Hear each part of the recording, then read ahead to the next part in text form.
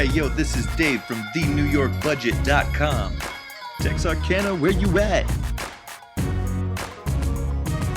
Joe plays board games all the time. OG still works the daily grind. Roundtable views don't always align, but help financial peace of mind. Suzanne's HR skills for the win.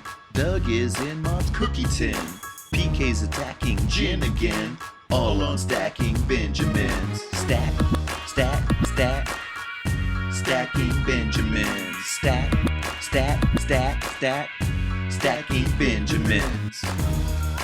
Kicking it all the way from the 212 to the 903-430. Live from Joe's mom's basement, it's the Stacking Benjamin Show.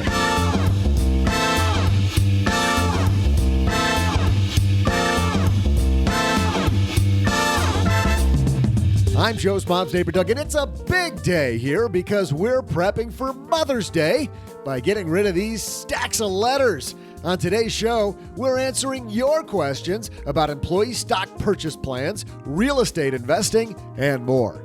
Plus, financing a car, a new study out from FICO, you know, those people with all the credit data. Well, anyway, they show that financing a car might not work in as streamlined a manner as it could. Joining us today to talk about car financing from FICO, we welcome Ken Kurtz and Ben Werner. Plus, we'll throw out the Haven Lifeline to a lucky listener wondering how best to teach people about money and peel back a helping of my delicious trivia. And now, two guys who always suck up to their mom, but only at dessert time, Joe and O-G.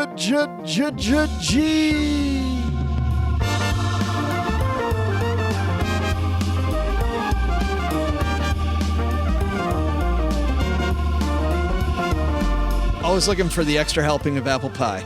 I'm a big fan of peach pie. I don't get it very often.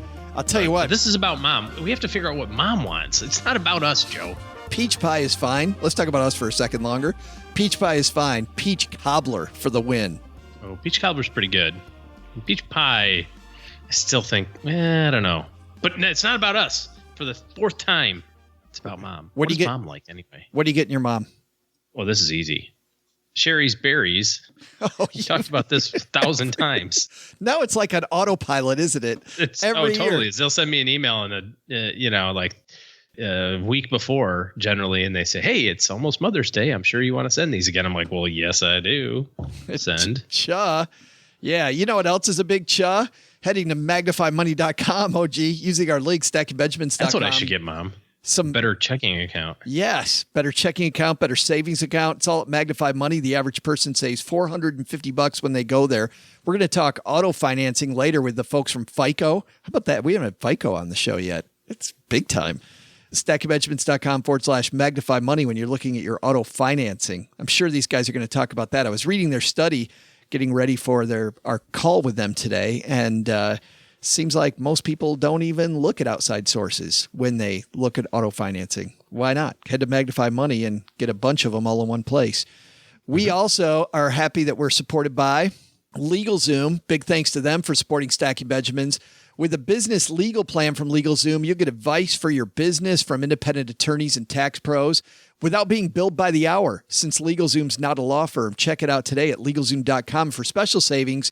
Enter SB at checkout, LegalZoom.com. You know, it's funny.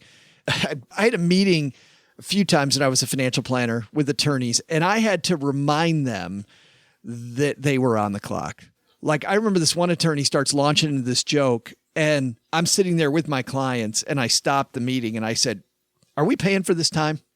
And the guy's like, what? And I go, "No, seriously, you're about to tell a joke. And I know your rate is huge. So I'm okay with, my client paying for this, but let's stay on track." I think the attorney is a little offended, but we got down to And that was the last time you worked with that attorney. I'm like, why are you telling jokes when you're billing by the hour? Just happens too much. Well, for less jokes and more just great legal stuff, head to LegalZoom.com, and for special savings, enter SB at checkout. Check out our headlines, OG, because we're going to get into them right now. Here we go. Hello, darlings. And now, it's time for your favorite part of the show, our Stacking Benjamin's headlines. Our first headline today comes to us from USA Today. It's written by Spencer Tierney. Are you due a refund from Wells Fargo for wrongful fees? Here's how to find out. You and 4 million other people. If your name ends in A through Z, yes, you are. That I was kidding, Wells Fargo. I was just joking. Too soon? We're not kidding. Too soon? I don't know. Wells Fargo agreed a couple weeks ago to pay $1 billion with a B in penalties after the bank was fined by two federal regulators, Consumer Financial Protection Bureau. And Did you think they did that with the pinky? Austin Powers? Little pinky thing. $1 billion. And the Office of the Comptroller of the Currency. If you've had an auto or home loan at the bank, you could get money back for any wrongfully charged fees. The fines, which are the highest ever imposed by the CFPB, are there in response to abusive practices from about 2005 to 2017 that cost thousands of Wells Fargo home and auto loan customers millions in fees. The $1 billion doesn't include amounts that customers could receive in refunds. CFPB also ordered the bank to create plans to improve internal business practices. I can only imagine what those are. And to pay back customers. Don't screw the customer. Step one. Can you see Bill gets to his desk on Monday? Rule number one. Don't screw my customer. How am I going to get my job done? See, the problem with this is that it addresses the first order effect, right? It does not address the second and third order effects over the last decade and a half of their malfeasance, right? So if you've got an auto loan or you mentioned a car, a mortgage or something, they charge you some late fees, so be it, fine, right? You can get those back if you can prove it, or whatever. But what about the fact that for 7 years you had a black mark on your credit report that wasn't there because of something you did wrong? It was something there that the bank screwed you on. And now you were not able to get the financing for your business that you needed to grow, or you weren't able to get the preferred rate on your mortgage when you refinanced your house in 2011, or your auto insurance, because they use FICO scores now, your auto insurance was too high over the last decade and a half. Like the cumulative effect of all of that. Oh, it's ridiculous. That indirectly had to do with Wells Fargo. You can't figure it out. It's impossible to prove. So, boy, super frustrating. That's why you got to stay on top of all this stuff. Here's what you can do if you want to stay on top of it now. It says in this piece, if Wells Fargo's contacted you about your auto loan or you've got questions, call the auto lending number at 1-800-289-8004. The bank is in the process of identifying affected customers and how much they'll be refunded. So maybe you'll help yourself move up in that line if you do that. If you had a Wells Fargo mortgage, call the bank's home lending number at 800-357-6675 if you have questions. Wells Fargo had expected the refund process to be done by the end of 2018, but because of these penalties, a new timeline hasn't been determined. Wells Fargo goes, oh no. If you're a retail banking customer affected by the previous $142 million class action lawsuit, you can also file a claim. This is just, and if you scratched a fingernail on Wells Fargo's ATM and they charged you for that, I don't know. You can file a claim anyway if you're a retail banking customer. If you had any credit, checking, or savings accounts open in your name from May 2nd, 2002 to April 20th, 2017, you may be eligible to receive money. That's 15 years. Oh, my God. The deadline to file that claim is July 7th of this year, and the instructions can be found at a website that are in this piece. It took them 15 years to screw you, but you've got 3 months to figure it out and fix it. To get her done. If you go to stackingbenjamins.com and you head to today's show notes page, you know what? Richie, our producer, will put these in the show notes, and so you can click on the link and get to where you need to go. Big, bad, ugly stuff there. And in our second headline, analytics software firm FICO announced the finding of its global survey on how U.S. customers perceive the auto financing process. Obviously, we're really interested in that here at Stacking Benjamins. And joining me on my dad's shortwave from FICO, we have Ken Kurtz and Ben Warner. Hey, guys, how are you? Great, Joe. How are you doing today?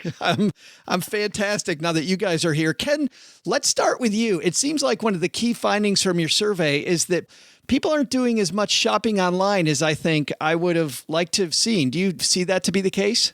Yeah, that surprised me as well. And I think a few reasons as we've explored why and why not is just it's a matter of technology is what it really comes down to. I think getting the auto manufacturers, the lenders, the folks who move the applications from the dealer to the lenders, more of that needs to be developed.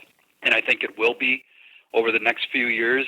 So I think just really it's not quite there yet, but people want it to happen. But it seems like, Ben, turning to you for a second, another interesting statistic here, 62% of U.S. consumers wait more than 30 minutes to complete a loan transaction, which, I don't know, part of me, Ben, thinks that's good news because we wait and we think about it. But the other part is, why the hell are we waiting so long? Yeah, it's a great question. And it's one that I think, lots of folks are interested to find out the answer. And I think it's complicated. I think there are a few things that are involved. But we did our survey, and it was a global study. So about 2,200 consumers in 9 different countries. It turns out in the U.S. and Canada, we wait longer than other countries do. And so, as we started to scratch this out a little bit and find out why, I think there's a few different reasons why. But one of them may be that, at least in the U.S. and Canada, most times the lending is what's called indirect auto finance. So basically you go to a dealership and then that dealership, let's say, I'll pick a manufacturer, Honda. Honda has a financing arm that can provide you with offers, but they may also have banks that they work with. So working through those dealers and that indirect auto finance, that may be some of the wait time. It may be technology, maybe the negotiation. We think there are probably several things involved. Do you see that, Ben, streamlining more as technology improves? I do. I think it'll happen faster over time. I mean, as Ken pointed out, we're still in the early days as far as the shift to digital within auto financing. And, the U.S. is the country that invented McDonald's. I'd like to think that, Americans value speed, and it seems like over time, things will get faster there. Joe, the other thing that has slowed this up a little bit is, we have a number of states, obviously, in the U.S., and we have regulations in each of the states, so that helps lengthen the time of people going through the paperwork process. Some of the other countries don't have as many regulations as we do, and they're able to streamline the process just a little bit more. Is part of it, Ken, you think, too, the fact that the auto dealers are so entrenched and people are just naturally used to going through a dealer instead of thinking, maybe I should check online first? Well, it's a really strong network. We don't see the dealers going away anytime soon. They provide a great service. One of the things that came out of the survey was the fact that, and it kind of surprised me a bit, the majority of people actually had a really good experience working with the dealerships. And from what we hear from the lenders, we have a dealer council as well. They're trying really hard to make it a great experience for the customers, and that was probably a result of the survey. Is the majority of them said they did have a very positive experience at the dealerships. That is interesting, and I think, Ben, to Ken's point, people having a great experience at the dealership, but 37% of your respondees in the United States said they'd accept an instant loan offer for financing a vehicle if it meant they could avoid dealing with a bank or doing extra paperwork. How weird a world is it, Ben, when we want to go to the dealership over a bank? Well, right. And there are different choices available, right? People can go to their local bank where they may have a relationship. They can go to a dealership that maybe the manufacturer that they're seeking after. And one of the other things we found is that about 74% of folks choose their vehicle before they figure out what they can qualify for or even what their budget is with respect to financing that vehicle. So I think that's one other opportunity maybe to speed things up is, before you choose a certain make and model and fall in love with it, just finding out what your budget is and what you can afford and maybe then shape your choice after that. That could also speed things up a bit. Start there. Absolutely. I want to ask both of you guys separately, what do you think for consumers, for our listeners, the key takeaway from this might be for them if they're going to do the auto financing process differently? Ken, we'll start with you. What do you think your favorite key takeaway would be for someone? Well, that's a really good question. I actually had to help my daughter and wife get a vehicle, so 2 vehicles back in December. In one experience, it was really good. In the other experience, I would say it was kind of medium, the kind of your traditional, slug it out with the dealer. So the one thing that, I walked away with, and I know after reading many of the comments from our survey, people want to feel like, number one, they have options. And so from a financing standpoint, getting the car is still the center stage. And in the U.S., you can walk in a few hours, walk away with a vehicle. But in that process, you still want to be able to feel like you have some control. You want to feel like you have options, meaning, okay, show me maybe the best 4 or 5 financing options, and then let me make sure I'm making the best selection, or guide me in making sure I get the best deal, because everybody wants, in the end, to feel like they got the best deal possible.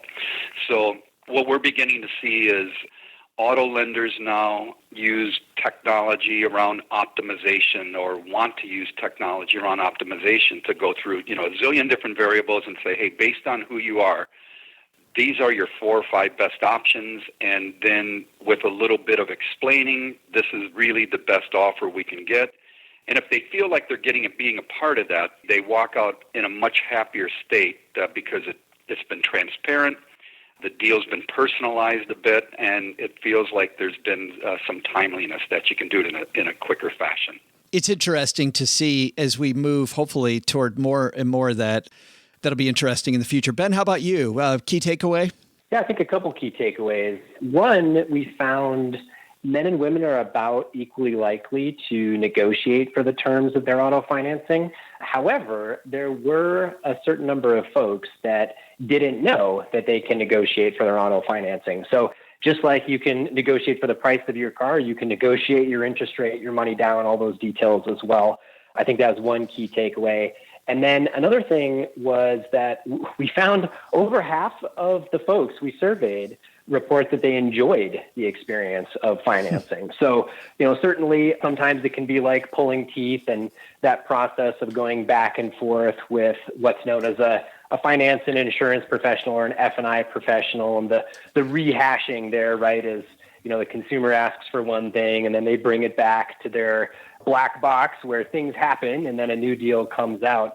That whole process can be bad sometimes, or it can be slow sometimes, but many folks report they enjoy it. They enjoy the process. So, maybe there's a little bit of fun in the negotiation, and, in many cases they get to drive away with a new vehicle. So, sometimes it's a bad experience, but sometimes it can be a pretty good experience too. So might be something to look forward to. I love both of those takeaways. Look for options and remember to negotiate even on the terms of the deal. That's fantastic stuff, guys. Well, I'd be remiss if I didn't ask you one more question, which, Ken, you guys always have new things going on at FICO. Tell me something that's interesting that you guys are working on right now over there. So FICO's heritage is all around truly applying math and science to customers' purchasing decisions. And it's also about applying math and science to helping lenders make better decisions. So we bring to the marketplace anything to do with credit risk lifecycle software solutions. We bring to the marketplace advanced analytics and decisioning. And then obviously about 25-30% of FICO's revenues are from the FICO score and other scores. So some cool things we're working on, number one, and especially for your audience, Joe, and on the podcast, is we've made available the past few years something called open access. So you see it now. Discover used to have TV ads about, hey, get your FICO score on your statement or on their website, and now most of the credit card companies are offering that. So it's a great way for consumers to find out about what their FICO score is, how to get and make the FICO score better, and just better literacy around financial information. So that's been around for a few years. But the big things we're working on, number one are communication platforms where, as it pertains to buying and financing a vehicle, why not, when I buy and get my financing and I get the vehicle, why not have the lender or the OEM just carry a conversation with me throughout the whole life cycle? And that could be through text, the SMS, it could be through emails, voice, etc. And really just help build the loyalty throughout the whole ownership life cycle. So that's one area. The second area is, again, applying optimization to how you really treat your customers, make offers to your customers, and that was something I'd mentioned earlier about something we call alternative deal structure, where instead of just walking into the dealership and I get one offer and I have to decide whether I want it or not, why not run through a number of variables based on my history, down payment, a number of factors, and offer me 4 or 5 offers, and I get to choose which is the best one. That's the same when you get to the point of, okay, maybe I've been late on a few payments. Why not apply optimization to figure out what are the best treatment strategies for me? So, that's another big area for us. A third area is around fraud. As companies start to digitize more of their workflows and all of their processes, it's getting tougher for the auto lenders to figure out who's real and not real. And a big topic is called synthetic fraud, where, the fraudsters will take a little bit of a identity here and there and begin to assemble a persona. And over the course of a few years, they then take that and they go out and they may hit a group of dealers in an area, finance the cars, take the cars, and then ship them overseas somewhere. Wow. So FICO does a really good job at tracking who the fraudsters are, identifying it, and making sure they can prevent fraud at the point of sale. So those are a couple of the technologies we're working on. And again, anything to do with analytics and helping companies make better decisions, that's really what FICO's known for. I love the personalization, and I love fighting fraud. Besides that, though, Ken, it sounds like nothing going on, huh? Correct. All right. Just busy as always. Hey, guys, Ken Kurtz, Ben Werner, thanks for hanging out with us for a few minutes. Great. Thank you. Guys, pleasure to be here. Big thanks to Ken and Brian for calling into the shortwave. I think the lessons here, OG, number one, look at different places when you're financing your car, your next, whatever. Use a comparison site, right? Like Magnify Money, wherever you want to go. Just don't take the bank's word for it, the car dealer's word for it. I did find it interesting that over half the customers that used the car dealer service found it satisfying. Thought it was good. I think that shows that there are some people in car dealerships that are doing the right thing. Well, there are, of course, but you also have to remember where their bread's buttered, right? So their job in the finance department is to push that through. They want the sale. So they're going to try to figure it out. My favorite thing when you go car shopping is when they talk about the monthly payment. Like, how much can you afford? It's like, huh? Yeah. That's not the number that we want to solve for here. I want to solve for the make, model, and style of the car that I need. And that's a good point, too, about their bread being buttered there. It's great for them to make that process seem great, because if it feels great, you're not going to realize how much money you're paying, to them. Right. I mean, they want to make. I've got an interesting story that we can talk about a little bit later about car financing. Maybe. Awesome. Maybe we'll talk about it later. Well, for now, let's talk about the big points. Number one, be flexible. Look at all your options online, shop around, and hopefully not take out a car loan if you don't have to. But then number two is Wells Fargo customer, make sure you get your money because those deadlines, they're coming.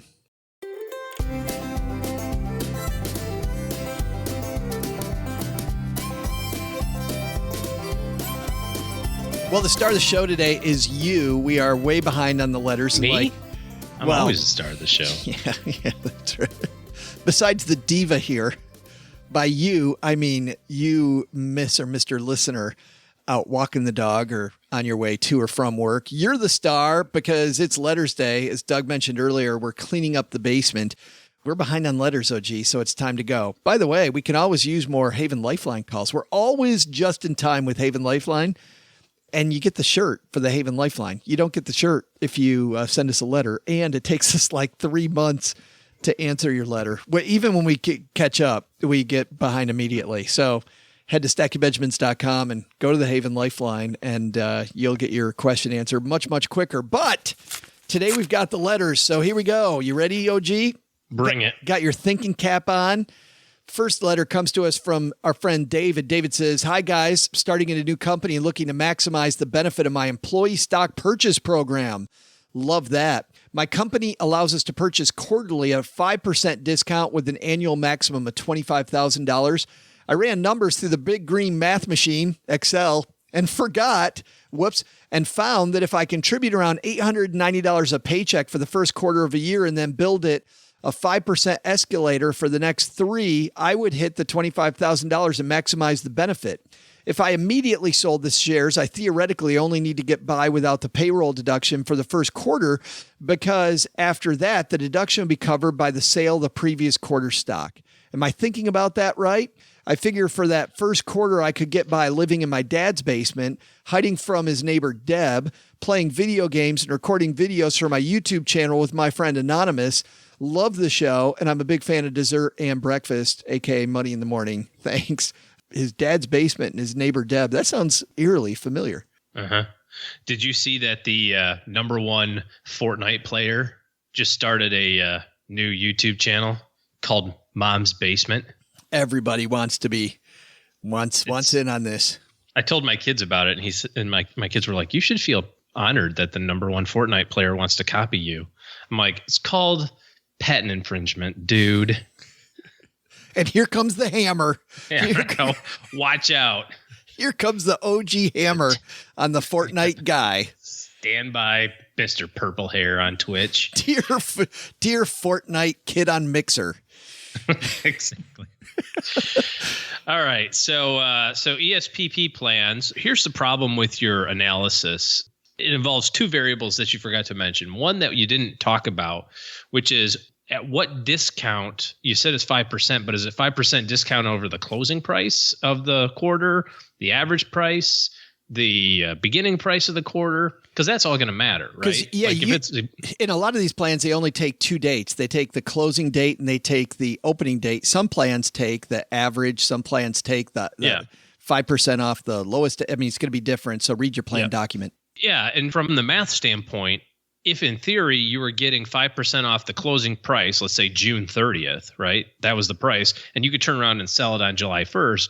The risk of that volatility of the stock is pretty remote, right? It's only a day. But if you're buying it based on April 1st price, you don't have any idea what the stock's going to do over that quarter. And then if you want to turn around and sell it on July 1st, you might have a loss, even with the 5% discount.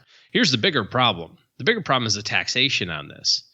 And the taxation on employee stock purchase plans are only beneficial if you hold it for 2 years. So, well, but I've seen some people do the math on that going, the volatility versus the higher tax treatment. I'll take the higher tax treatment and avoid the volatility in the stock. But then you might as well not even do it. What's the difference? Yeah. I mean, then you're making like 1%. It's like a 1% return on your money. I can make 1% in the savings account. Yeah, because with a 5% discount, the discount doesn't justify the higher tax treatment. You think about it this way. You're going to buy a stock for $100. Instead, you're going to buy it for $95, right? So you get that 5% discount. But instead, you turn around and sell it. So now you're going to pay taxes on the $5. As ordinary income. As ordinary income, as if you just made it instead.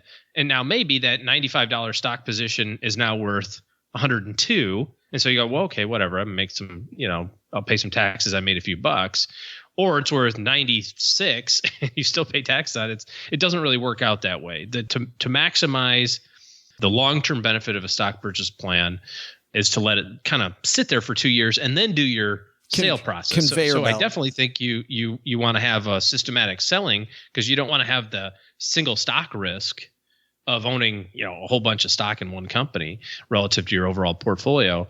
But I don't know that we want to put $25,000 into it a quarter, or whatever his math was, $800 a week or something. Well, that depends on how much he makes, right? I mean, if he's making $250,000, $300,000, who cares about putting $25,000 in it? If he's making $40,000. But he also mentioned he had to live in his dad's basement, so I'm guessing he's not making $300,000. Well, he's maximizing, man. Lower your housing costs. Come on. Yeah, my kid makes $300,000. He's not living in my basement. You're kicking him out. He's getting his own basement. Yeah, right. So I think the stock purchase plan is a great idea because of the discount, because of the fact that it's kind of a forced savings plan. It's a fire and forget mission, right? You just kind of start saving it, and it's almost like your 401k. You don't pay too much attention to it afterward. But I would spread that selling strategy out over a 2-year time period, which of course then means that you probably are going to contribute a little bit less to it. Next question comes to us from Bill. Bill says, hi, Joe and OG. I currently allocate 10% of my portfolio to real estate investments, primarily through the investment in REITs. REITs are real estate investment trusts, by the way, if you're new to investing, where your money goes kind of like a mutual fund, OG, into a pot of money that goes in and buys real estate, right? Okay. I mean, so far so good. However, there are alternative REITs that fall outside of traditional brick and mortar real estate, such as telecom towers, data centers, and even timberland. So my question is this: are these alternative REITs truly correlated to the real estate industry? In other words, I think what he's asking, OG, can you expect real estate-ish returns when you're niching it down into data centers or telecom towers or timberland? Well, I think that to find those particular REITs, there may be some publicly traded ones, but you're going to find much more of those in the non-publicly traded market, which is definitely going to behave a lot differently than the equity markets. Also, it's completely illiquid, so it's going to be real frustrating if you ever try to get the money out. Timberland, I would put in the category of private equity, which is alternative investment altogether.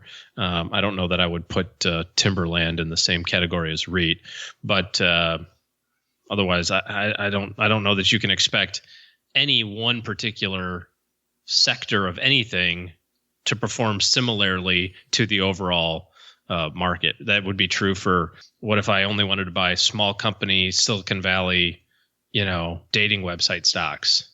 Is that going to behave just the same as the S&P 500?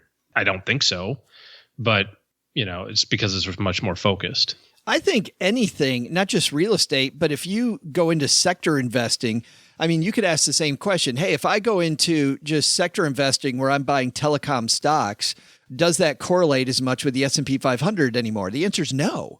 The more you niche down, the further away from the index you're going to get. So if you're comparing your returns to the North American Real Estate Index, the NAREIT Index, and you're just in telecom towers, probably not.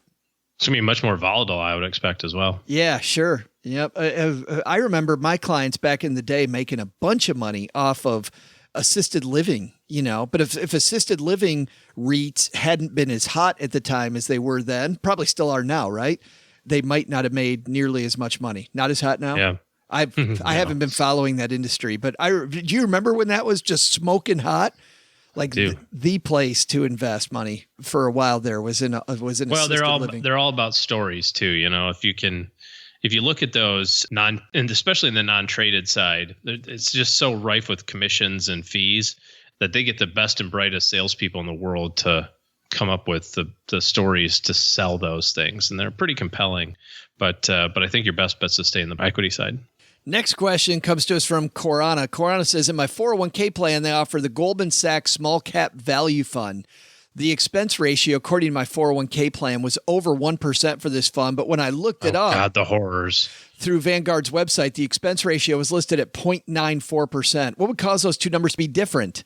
Also, I saw that it's closed to new investors when looking it up on Vanguard. Why do funds close to new investors? And if it's closed, why does my plan still offer it? If I want exposure to small cap value, but would it be better to do this through my Roth or brokerage account considering the expense ratio? I have some small cap value in each of those, and I'm wondering if I should increase the percentages in the Roth and remove the expensive Goldman Sachs fund for my 401k. Thanks already, Corana.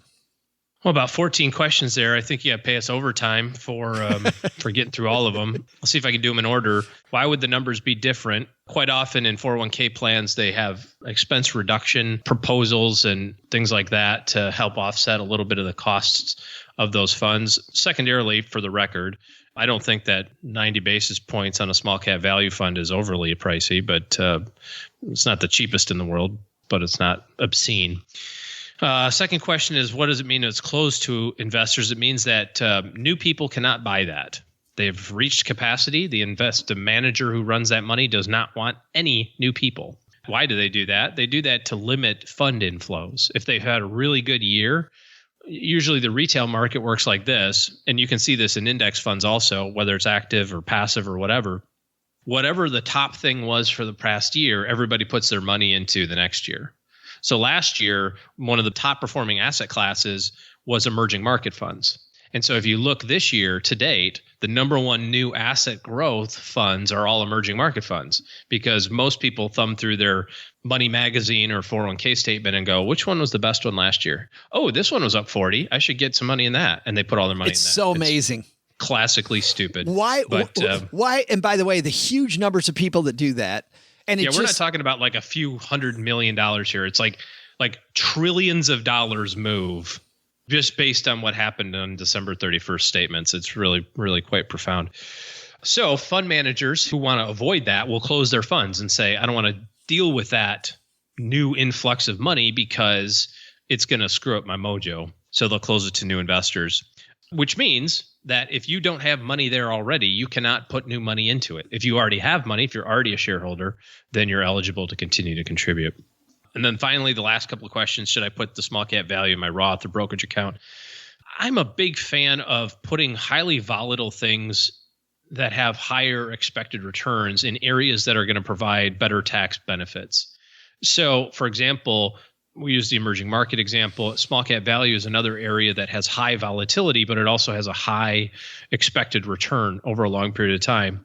And if I knew that I had something in my portfolio as a whole that was going to grow on average at 12.5% a year, I would want that to be 12.5% a year tax-free for the rest of my life. And so I would lean toward having that in my tax-free accounts as opposed to putting in my regular account where I'm going to pay taxes, or my IRA or my 401k where if I start with 100,000, it grows to $1 million, I got to pay taxes and all that. So I would have it be maybe more concentrated in that tax-free bucket. Bam! I think I got them all. Thanks for the question, Corana. Now I can take a breath. By the way, Corana also said that she notices that we cover wide areas like retirement or controlling debt strategies and maybe budgeting, but we don't give a lot of coverage to parenting issues, such as... Because we're both terrible parents. Maybe that's it.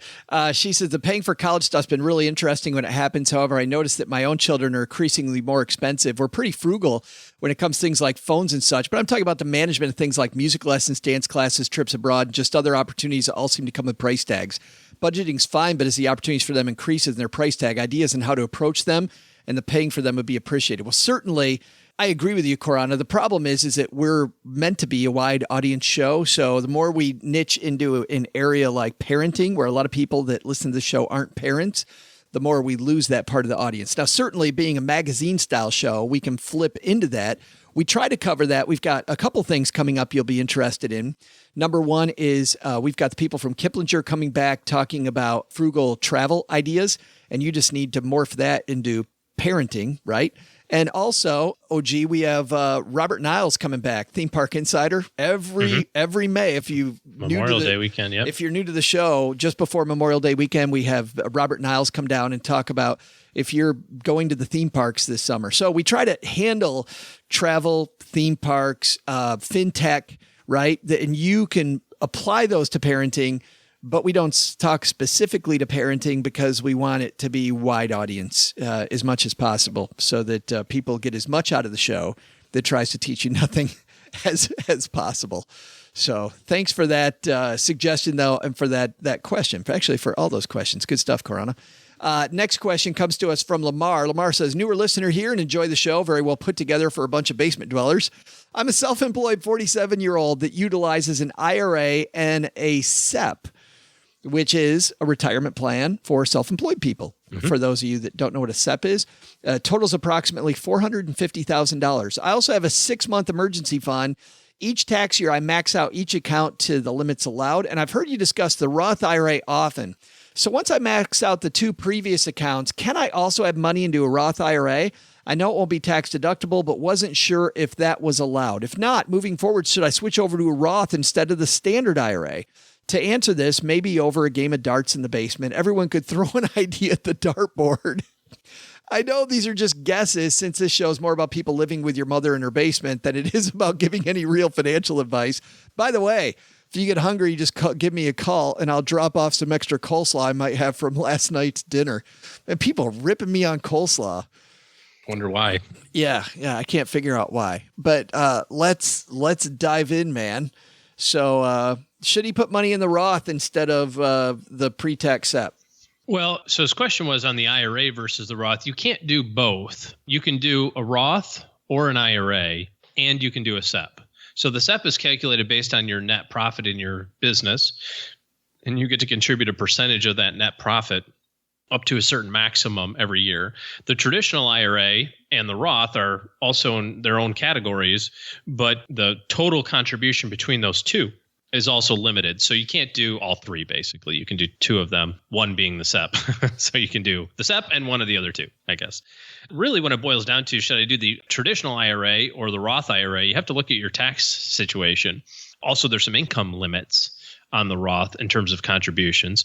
But you want to consider your desire for tax deferral today to affect your tax situation versus tax-free distributions later on, because that's the major singular difference between a traditional IRA and a Roth IRA. So based on your individual tax circumstance, we'll decide, which one you want to do. And that can change year to year, right? You could have a really high income year that you want to defer some taxes. You could have a really low income year where you want to put more in the Roth. And it's not an all or nothing thing. You can do half and half. You can do certain percentages. So I'd say to kind of punt this question a little bit, talk to your tax guy about how it affects you, and then make a decision based on that. If he's got no money at all in a Roth right now, if at all possible, I'd start building that bucket just for better diversification and flexibility down the road. Yeah. Well, there's a lot of other reasons too. You've got to have that kind of 5-year clock started for distributions out of a Roth and that sort of thing. So it's certainly not going to hurt you. Yeah. Most people don't even, just a little bit. Not most people, but there's probably a lot of people don't know what you're talking about the 5-year distributions. Can you dive into that for a moment? As long as you have had your Roth account open for 5 years, you can take money out of it without penalty as long as it's your principal for any purpose. You're still not able to take out any of the growth until you're 59 and a half or for one of those allowable purposes. But as long as you've had a Roth account open, even if you opened it 20 years ago and put $5 in it, that counts. You met that 5-year clock. Yeah, be aware of that. Thanks for the question, Lamar. You know what, OG? Looking at my coffee mug, it is empty, man. Check this out. My brand new Zion National Park coffee mug. Okay, super jelly. Well, I need a new coffee mug, like I need a hole in the head. But the cool thing about this one, not only does it have Angel's Landing, I hiked that, but check out the inside. The inside is a map of the park. Nice. And you have to drink it to figure out where to go next. That's right. So don't be using the map while you're drinking, just one or the other. All right, let's hand this over to Doug for a minute and refill my coffee. Welcome, trivia fans, and let's throw out a special basement-y, super warm welcome to all the mothers out there. I'm Joe's mom's neighbor, Doug, and I totally get this whole motherhood thing because I pretty much nurtured this podcast into the powerhouse it is today. And who doesn't love seeing children grow up and mature? Still waiting on that second part for this podcast, but you know what I mean. So, to prep for Mother's Day, let's tackle some Mother's Day-related trivia, shall we? Here's today's question. When did the first official Mother's Day happen?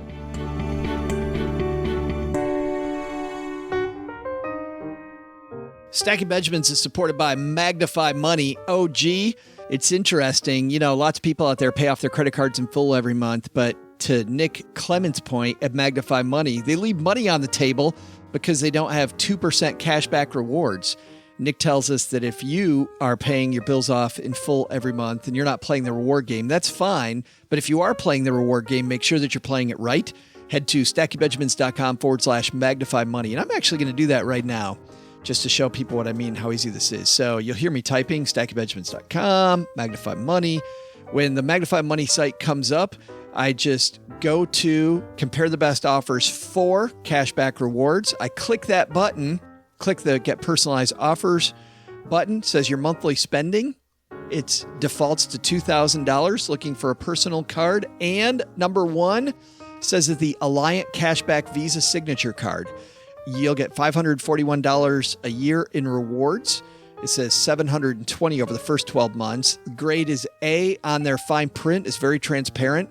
There's no bonus offer. It's 2.25% rewards. Bam. Annual fee, though, of $59. So, of course, you got to look at the fees. But check out how easily they laid that out, OG. So whether it's that student loan refinancing, auto financing, like the FICO guys were talking about earlier, whatever it might be, better checking account, savings account, it's all at one spot at magnifymoney.com. Head to stackingbenjamins.com/magnify money for more. We're also excited that this episode is brought to you by LegalZoom. You know, if you need legal help but don't need the full service of an attorney, LegalZoom can save you time and money. As you probably already know, attorneys are super expensive, and that's why smart business owners turn to LegalZoom for their everyday business needs. With over 2 million Americans using it, LegalZoom is a great way to start your business with LLCs, incorporation, and more. But LegalZoom can still help after your business is set up with their business legal plan. With the legal business plan, here's how it works. You get legal advice from independent attorneys and tax professionals without being charged by the hour, since LegalZoom's not a law firm. Check out the business legal plan at LegalZoom.com now and get special savings when you enter SB at checkout. LegalZoom.com.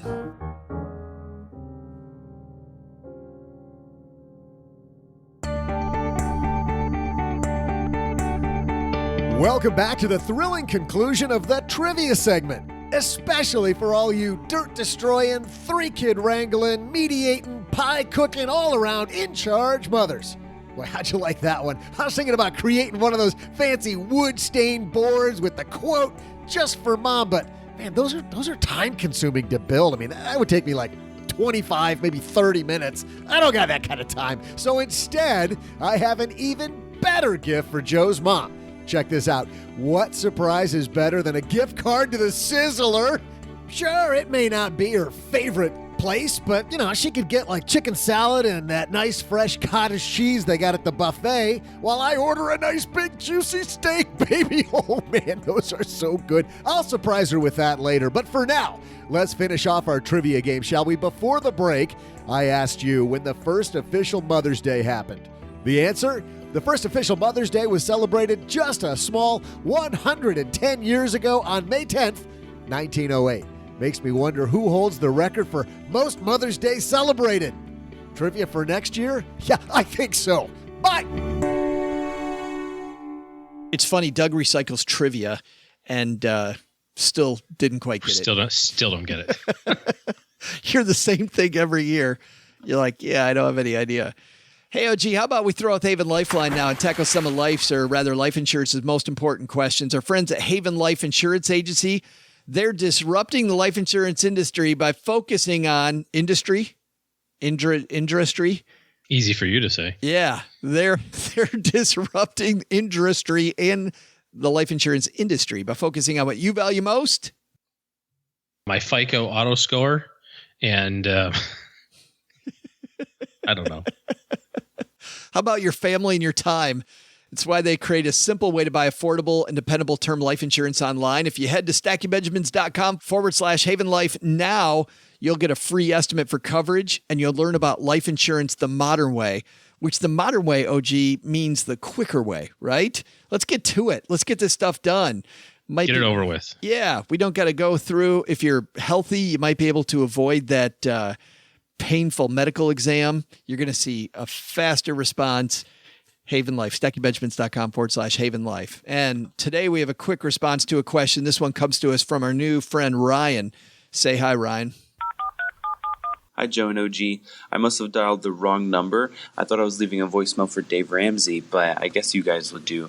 I'm currently an MBA student studying finance and investing. In my studies, I've recently developed a passion to educate the financial illiterate, whether that be working for an organization in the future that strives to educate people by teaching basic financial principles or just having an intentional conversation with friends and family about their finances. I did not grow up in a family that took finances very seriously or even knew how to take finances seriously. I feel very fortunate to study such a practical subject and would love to help anyone else who might be unsure how to be financially wise. I'm only 24, so I only talk finance with friends and family that bring it up, so not to sound overbearing or insensitive. As you know, talking about people's finances can be quite taboo and requires a certain amount of trust and vulnerability. Since you guys have worked with hundreds of clients and their finances, what advice would you give to a 24-year-old looking to go into the finance field about dealing with people, specifically in regard to such a sensitive subject? Whether it be clients who are nervous to share their financial information or just friends and family that naturally do not want to talk to you or listen to what you have to say, even though they might be making a pretty large financial blunder. Thanks in advance for the wisdom you will bestow upon me. No pressure, though. If your answer stinks, I can always call Dave. I know I have his number somewhere around here. Thanks for the question, Ryan. I love it, OG, when people at 24 years old want to talk more about money. My first thought is I like what Jason Vitug is doing at Frugal with his Road to Financial Wellness. He talks about the financial taboo, right? And breaking the financial taboo. Let's just break it. I think storytelling, Ryan, from where I sit, we'll get OG's opinion here in a second, but I think just storytelling, starting with your story, your money story, telling those types of stories versus saying, hey, how come you're not paying off your credit card in full? Like that's in somebody's face. That's like saying, hey, how come you don't, run more often or whatever. Don't start. Boy, you're pretty fat. You should eat less donuts. Yeah. But if you start off with your story or the news, say, hey, did you see that Fidelity just did this new thing or whatever? Like telling it in that third party manner is a great way to open up the topic and make it, as Jason says, our friend Jason at Frugal, bust the taboo open. I started doing this when I was just 21. So I know the frustration of knowing what you know, also not knowing what you don't know. But when you kind of get done and you say, okay, I'm a little bit ahead of where everybody else is, friends and family, and then you look at some of the behavior and you just kind of shake your head. I agree with everything about the stories, right? You've got to have some other approach. The thing that I realized a long time ago was our job is hope and optimism. It's not about smashing you on the head about decisions you've made in the past. And a lot of times I'll talk to people on the phone now and they'll say, oh, I really screwed this up like 5 years ago. Or I made a really bad decision when this. I said, listen, I don't care. The decisions you've made in the past, I'm assuming you made the best decision you could with the information you had at the time. You give them the benefit of the doubt. I want them to view the relationship that we have or be excited about the time that we spend together and leave feeling energized and having kind of a renewed, focus or purpose on whatever the next year is going to be for them. And if we spend that whole time going, boy, that was really dumb. Oh, you did a really dumb thing there. Boy, that was stupid. They don't want to come back. So I think a lot of it is your approach in how you view the work that you do or the work that you want to do. But as I'll be honest, at 24, sitting with a 53-year-old, you're a kid. And that's a tough hurdle to climb. And so being a good listener probably supersedes all of this stuff, and just being there and being present and recognizing that there's going to be people there are going to be plenty of people who are going to go, what the hell do you know, kid? And you just go, okay. Yeah. Part of that's psychology. I mean, I remember when I started and you knew you were in trouble when the first question people would ask is, how old are you? Like when they said that, you're like, oh, this is not going to go well. So being everybody likes having the smart, nice kid in their corner. I've got this really smart, just brilliant kid, just a kid, but man, is he brilliant. That's what you're going for at that age. But there is a difference too when somebody's paying you for advice, right? People are paying you for advice versus being out with friends. When I'm out with friends, I'm doing what I said earlier, the storytelling, the third party, the sharing things that I've done or things I've screwed up, because it makes it easier to have the discussion if you talk about the fact you're not perfect with money. Yeah. But when they pay me for advice, what really drives me crazy is an advisor who doesn't advise. Like if I'm an advisor in your corner, my job then is changed. You hired me to tell you how to do the job better, to be on your team, to be in the car and riding in the car with you. But by the same token, to be telling you which way you should probably drive that car. And I think you do your client a disservice if you're not a little direct, even if you're 24. I get the fact that it's partly about the relationship, but here's what I don't like. I don't like advisors that just have the products that they like to sell and crap they like to talk about. So you go into their office and man, have I seen this way too much. You go in and you've got all these fears about your budget, about your estate plan, about this stuff. And they want to talk about the XYZB fund that they love because the dude was just in their office hawking it to them today. And now they want to hawk it to you. Not a fan of that. And then number two, I'm also, which goes to your point, OG, about being a good listener. And then number two is the person is just a cheerleader when it's easy. I mean, leading up to the stock market crashes, you always see these people go, oh yeah, put money in tech stock. Oh yeah, tech stock's where it's at. Almost like what we talked about earlier with emerging markets and small cap, right? You get these people that are supposedly professionals going, no, you should save more. You see how it's doing? It's doing great. And as the market then starts retreating and they start getting hammered by their clients, the way clients hammer advisors going, I'm afraid, man. I'm afraid. Yeah, what's going on? This stuff you put me in's bad. And then they'll turn around and go, you're right. It sucks. It didn't perform well. Let's take that out and we do should this other sell thing it. instead. Oh, we got to sell it. Are you kidding me? Yeah. I don't have any backbone. Yeah, not like that. So it's your job to be the rock, whether you're 24, 30, 50, whatever age, be the rock for your clients. That's what they hire you for. Our next note comes to us from Will. Will says, hey guys, what's the difference or advantages of investing in an exchange traded fund versus a traditional mutual fund? An example being an S&P 500 index to keep things equal. Thanks, guys. Love the show. Let's define those two things, OG, because we got some people that don't even know what these are. What's an exchange traded fund? Well, an ETF, exchange traded fund, is a more liquid version, I guess you could say, of a mutual fund in that it's traded minute by minute, second by second, nanosecond by nanosecond throughout the day. A mutual fund, more of a traditional mutual fund anyway, is priced only once a year. An ETF can be an index fund, so it can be a ETF that is an index fund, or an ETF could be any other type of fund. It could be a small cap fund or a real estate fund or whatever. It doesn't have to be an index fund to be an ETF.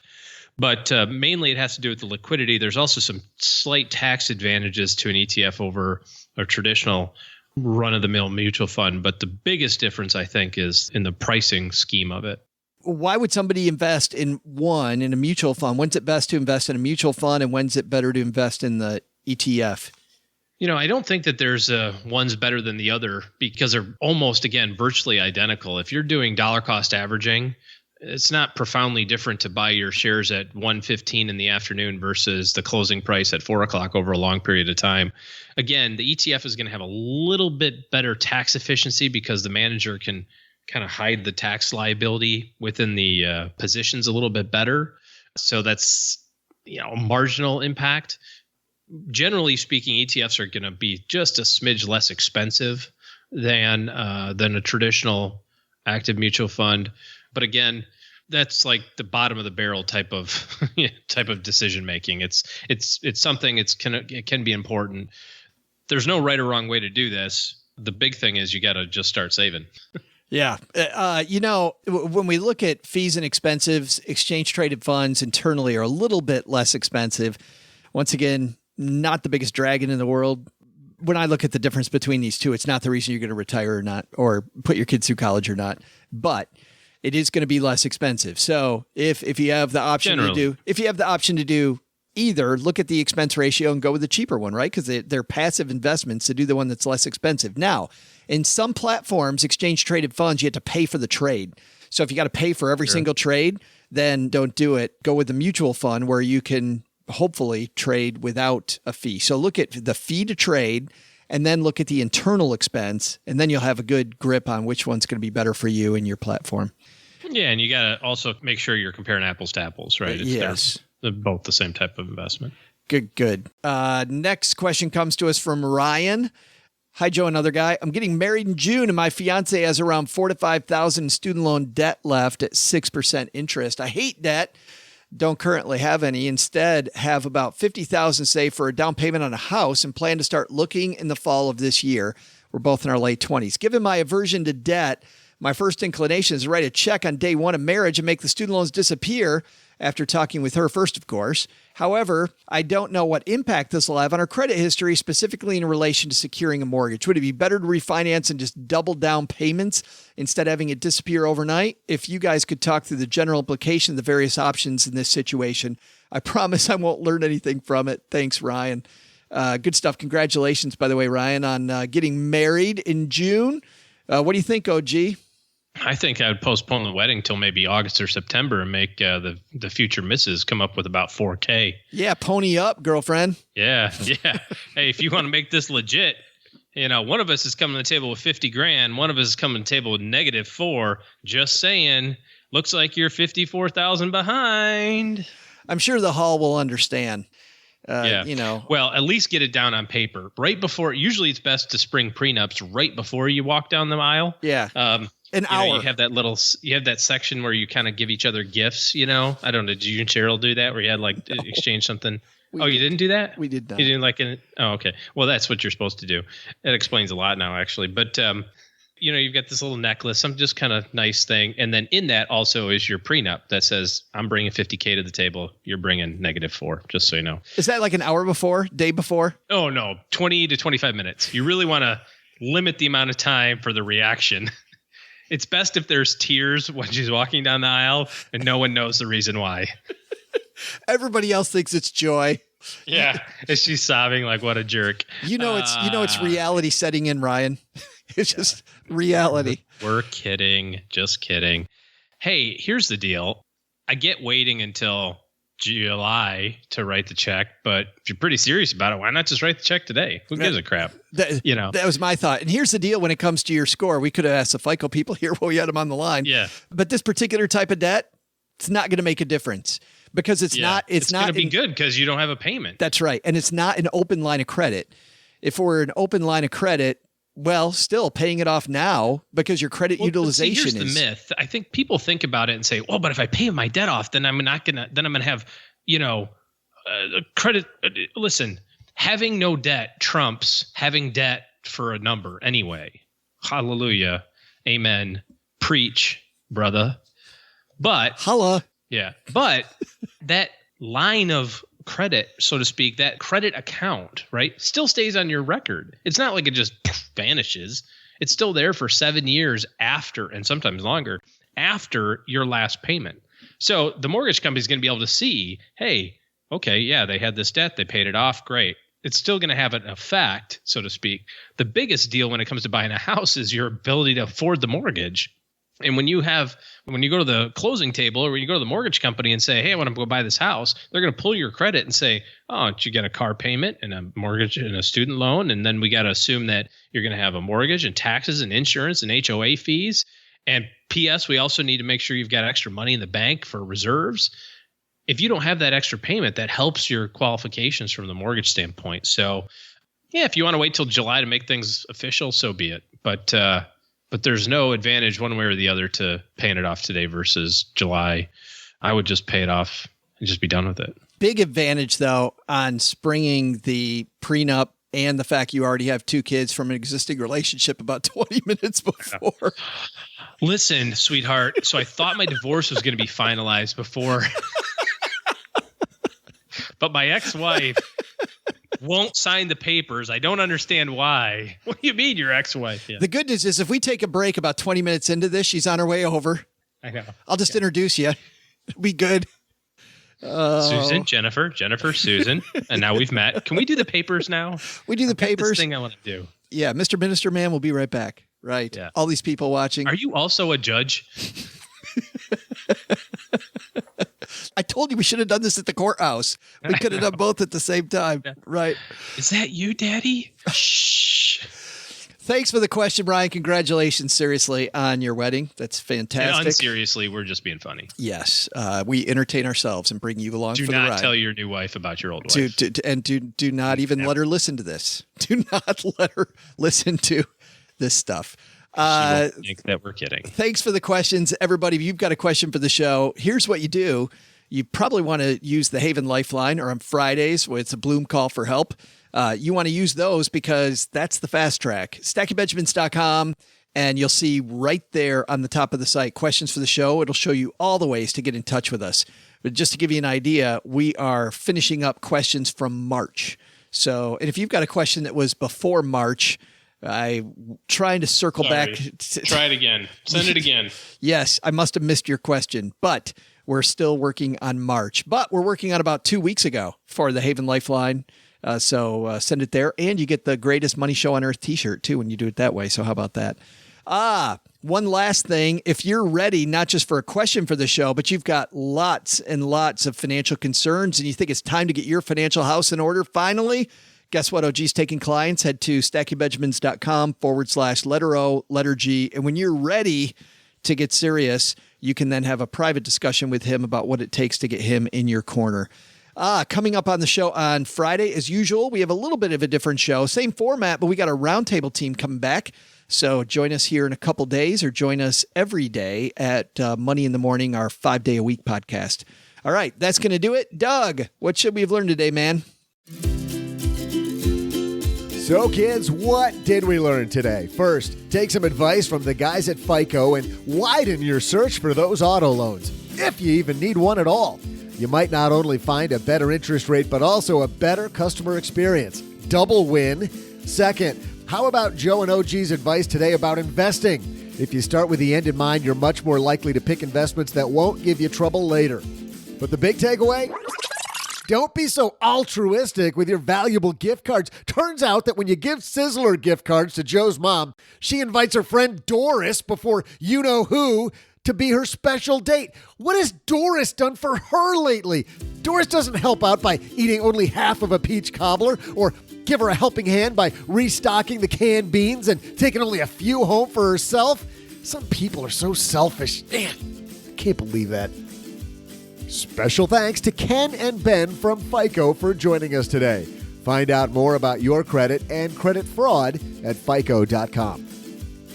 Thanks also to all of you who wrote letters to the show. I'm amazed so many of you are literate. That's awesome. But do you know that there's a better way? Head to the Haven Lifeline and jump ahead with your question at stackingbenjamins.com/voicemail. Hey, do you know Joe's headed to Philadelphia soon? Mark your calendar for Sunday, July 22nd. Details to come in our Facebook group, The Basement, and in our Stacker newsletter. This show was created by Joe Saul-Sehy, produced by Richie Rutter-Reese, and engineered by the amazing Steve Stewart. Online, visit us on Twitter at @SBenjaminsCast or on our Facebook page. Shannon Cowan is our community manager and social media guru. I'm Joe's mom's neighbor, Doug, and I just noticed it's just as dark and damp down here as Joe's soul. SB Podcasts may receive payment on the show from sponsors and guests in the form of books, giveaway items, discounts, or other remuneration. There's no way you would take advice from these dorks, but like Joe's mom always says, don't take advice from people you don't know. This show is for entertainment purposes only, and before making any financial moves, consult with a real financial advisor.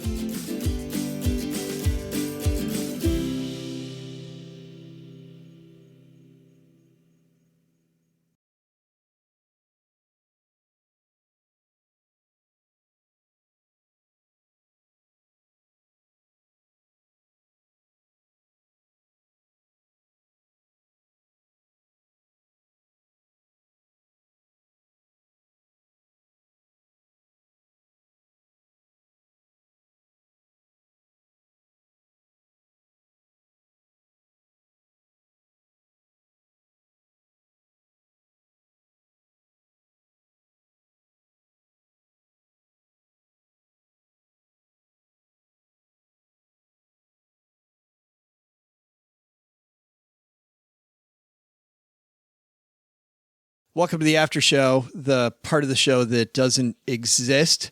Oh, you had a story for us, man. Do you want to do that? Well, I'd like to talk about this movie that's in theaters, but it's not going to be a long review. So why don't we go ahead? Let's tell your story. Okay. So a car that I bought a couple of years ago, about 10 years ago, was a General Motors vehicle. And I was at the GM dealership, and we're talking about auto financing, and they're trying to get you. They want you to get the car, right? But you also have to know a little bit how the bread's buttered, right? And dealerships make money on the financing, right? They get a part of that interest rate. Yeah, they get a commission. Yeah, people forget you can negotiate the financing too. Absolutely. So I go down, get this, do the financing application or whatever. The guy says, okay, cool. I'll give you a call and let you know. So he calls and says, you've been approved for 1.9% financing for 72 months, and payments $650 a month or whatever it was. Don't even remember.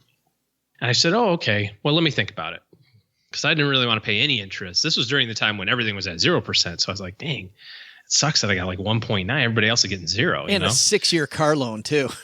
Well, So I go online and I pull up the website for the company that they do financing through, and they've got the tiers, right? It's like, if you qualify for this is the tier you're in. And so I go to the 72 months, 1.9, and I can follow it across. I'm also qualified for all these other things, including 0% for 60 months, 0% for 48, 0% for 36, 0% for 24. It's all zeros up until you get 72. So I called the guy back and I said, well, am I right that it's the tier, we're a tier AA or something? He says, yeah. And I said, well, why wouldn't I take the 0% for 60 months? And he says, well, that'll cost you more money. And I went, huh? Math is not his strong suit. It'll cost you more money. I said, not sure you understand how that works. He says, well, I mean, the payment is $750 if you do that one instead of $650 if you do the other one. I'm like, right. Uh-huh. Times 60 or instead, time, whatever the difference was, right? And he's like, but I understand it's like a little bit more, but I'm saying like over time, it's going to cost you more money. Huh? Huh? That's so bad. I'm going to take the 0%. Well, I don't understand why you'd want to do that. That's just going to cost you more money. Oh, I'm like, my, I really? can't have this conversation with you. Is there someone else that I can talk to? Like, smoke is coming out of my ears because it's, so this is all over your the phone. Smoke is matching his smoke and mirrors. Yeah. Like he's got the dogs so I and the can't figure out, ponies. is he really dumb or is he incompetent, right? Those are the two extremes. Yeah. So then we get to the closing table of the car purchase, right? You got to sit there and they go through the whole dog and pony show of all these things that you got to sign. Fine, I'm doing them. And he goes, so we got you here, 1.9, 72. I'm like, okay, we talked about this, Bob. We're doing 0.60. He goes, I can't let you do that. That's just going to cost you too much money. I can't let you do that. I said, well, I appreciate you looking out for me, but here's the deal. Get out your calculator. I'm going to have you do some math for me, and we're going to write two numbers down, and you tell me which one's bigger. So we do the math, 1%, do the calculation. And he looks at it and he says, well, I know over time it's lower. Oh, my God. But you do not want to have that $100 more a month payment. That's just, you got to stay. You probably can't afford that. Did you ask them, how big is the bonus you're getting from these guys for selling me this piece of dirt thing? You must be given, this company must be given a huge spiff for the 72-month option. Yeah. Well, they just get like a vig on the interest. And if there's no interest, they don't get a margin on that. So he was definitely wheeling and dealing. But that just goes to the whole, like, what's your payment? Like, what's your payment requirement? Oh, I want to pay $500 a month. Great. We can fix that. You got to, if you're going to go do the financing of a car at the dealership or any place for that, you got to know what numbers they're using, because they can fudge that on and be like, hey, we got you $500 a month. It's 17% interest. It's $500 a month for 22 years. But you know what I mean? Like, they can make that end number. There's all those variables. You need to know what they all are. And anyway, we got it. I finished it at 0%. I told the guy I was leaving if we didn't get it done. In fact, I got the sales guy back. I'm like, well, I'm going to go talk to Bill, the sales guy. I said, your finance guy is going to cost you a sale. He says, why is that? So because he keeps on jerking me around on this. So you got 10 minutes to fix this, or I'm going to go to the other dealership. Hold on. They fixed it. But wait. Ruthless negotiator. Anyway, saw a movie. Just not stupid. Incredible. That would have been my next question. How dumb do you think I am? Like, why are you treating me like I'm an idiot? Yeah, I saw this movie that maybe one or two people have seen. I think they said something about this becoming the biggest superhero movie of all time. This is Marvel Studios' Avengers: Infinity War. There was an idea to bring together a group of remarkable people to see if we could become something more. So when they needed us, we could fight the battles that they never could.